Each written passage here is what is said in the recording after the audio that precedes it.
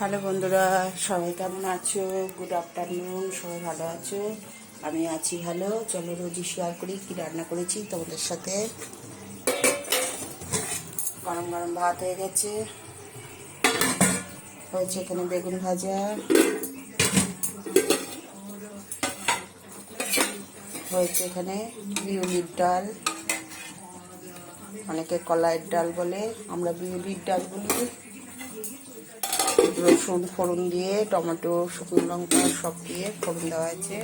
আর এটা কালকে মূলো শাক ভাজা, কালো জিরে, শুকনো লঙ্কা। কালকে বলতে ভুলে গেছিলাম, এতে রসুনও ফোড়ন দিয়েছিলাম। মূলো শাকে তো রসুন দিতেই হয়, বলতে ভুলে গেছিলাম, পরে দেখছিলাম ভিডিওতে। মূলো শাক ভাজা রয়েছে, আর এখানে একটু বেগুনের চাটনিও রয়েছে। ছেলের জন্য ভাত বেড়েছিলাম, খাবে না বলে উঠিয়ে রেখে দিয়েছে, টিউশনে গেল তো তাই। এই যে কালকে ডিমের ঝোলও রয়ে গেছে, কালকে অনেকটা ডিমের ঝোল রয়ে গেছে। আর বিউলির ডাল, বেগুন ভাজা, আর এখানে হচ্ছে ঝিঙে আলুর পোস্ত। এতে নারকেলও দিয়েছি, নারকেল কুড়িয়ে দেওয়া হয়েছে। নারকেল দিলে খুব ভালো লাগে পোস্ততে, সবসময় তো আর থাকে না, দেওয়া হয় না, আজকে রয়েছে তাই দিয়েছি। পোস্ত হয়েছে, ব্যাস। আরেকবার দেখিয়ে দিই।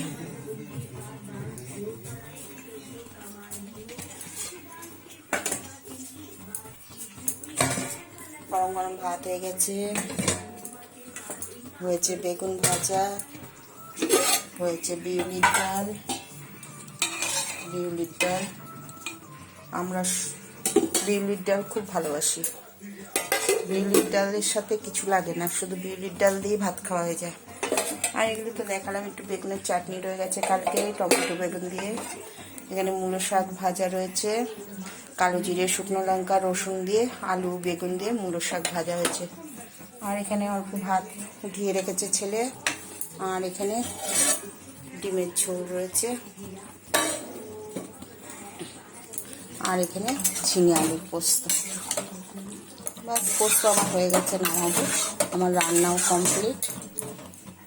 এই যে নারকেল দিয়ে করা হয়েছে ঝিঙে আলুর পোস্ত।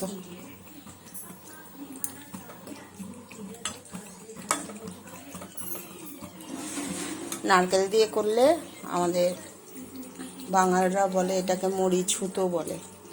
নারকেল বাটা, তিল বাটা একসাথে দিয়ে পোস্ত করে, দারুণ খেতে হয়। ওতে কারকল দেয়, আলু টালু দিয়ে করে। আমার মারা করতো, মা, শাশুড়ি এরা সবাই করতো। আশেপাশে কাকিমা, মাসিমা সবাইরা এরা এরকমভাবে রান্না করতো আগেকার দিনের লোকেরা। আগেকার দিনের রান্না তো আলাদাই স্বাদ, এখনকার কে ওইসব করে, ঝটফট করে। আচ্ছা বন্ধুরা, ভিডিওটা বেশি বড় করছি না। সবাই ভালো থেকো, সুস্থ থেকো। ইউটিউবে স্বপ্না রান্নাঘর, ফেসবুকে Swapna Chowdhury. Like, comment, follow, share, subscribe করে দিও বন্ধুরা। ঠিক আছে, গুড আফটারনুন। সবাই ভালো থেকো, সুস্থ থেকো।